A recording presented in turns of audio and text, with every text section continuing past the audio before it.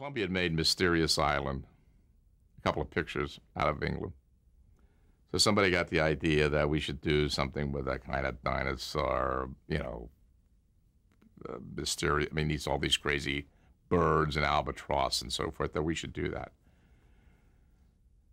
Some guy, I think his name was not Abe Vigoda, that's the actor, but Joe Vigoda, comes to the New York office and says, they can do this, you can do this type of show in Japan, because they were doing Godzilla and some of these other things. So we had a dinner together, New York guys, and they said, Chuck, you go with Sidney. We got to, see if we can pull this together. So we get a plane, fly over there. They put us in this Japanese hotel, not an American Japanese hotel, the Palace. I'm telling you, unbelievable. We must have had a 3,000 square foot suite. Had a living room. Sidney's on one end, I'm on the other end of the bedroom. You can't even hear when you call down. You got to call by telephone to reach the other person. We have a library. We have a bar. We have a kitchen. It's like a house. And we're ensconced there. At the time, Columbia's shooting Cary Grant in Walk, Don't Run in Japan. And so there's an assistant whose husband speaks fluent. So now we have a Japanese interpreter. These men come up from Kyoto. I mean, we had this big conference room. We sit here, we're talking, meeting's over. I said, I think we did pretty good. The guy said, not bad. Next morning, come back.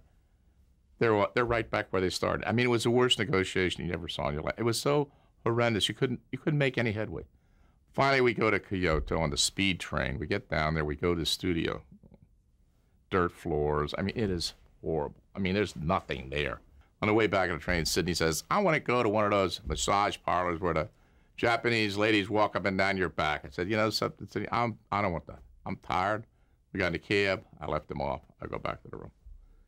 So I told you, the rooms are like, I don't know how far away, 50 feet or something. And pretty soon, I hear this terrible screaming and retching. I go in, and Sidney's in a bathtub, and he's retching, and I said, what's wrong? He said, I don't know. I call up, we're in a Japanese hotel. So we got a Japanese doctor. So they said, you got to take him to the hospital right away. So they take him to a Japanese hospital. He can't communicate with anybody, right? So he's calling me. So finally, about 4 o'clock in the morning, I go down. It's so funny. He's sitting in bed. They got an ice pack sitting on the top of his head. And I don't know what's wrong with me. And I don't know what I said, look, wait a minute. We got to get out of here. So I finally found there was an English-speaking hospital run by some nuns. So to get him over there, they don't have an ambulance. They put him in a station wagon. And they got on the gurney. And so we're right in the middle of Tokyo. The thing gets a flat tire. So there's Sidney laying there in the gurney. And the car's there. Everything's going past us. And he's screaming and carrying on. I said, Sidney, please, look, we're going to get the tire fixed. Don't worry. We're going to get to the other hospital. And I'm still trying to get the deal together because I don't want to go home without something in my hands, right? And this interpreter introduced me to a man by the name of Banjiro Womera, and who later became a distributor for me, and who today is a major, major force, owns a part of Japan Cable and so forth and so on. But Banji was unbelievable. I told him what we wanted. He brought in the draftsman. The next thing you know, they're drawing. I have a most beautiful. I said, I need a budget. Next thing you know, I got a budget. All the while, Sidney's out in the hospital, right? So finally, I call Sidney. Hi, don't worry. He says, I got it solved. I said, what is it? He said, I talked to my doctor. I had labyrinthitis. He had infection of the inner ear. And I said, well, that's. He said, but I got to be very careful. So I had to buy 4 seats extra on Pan American.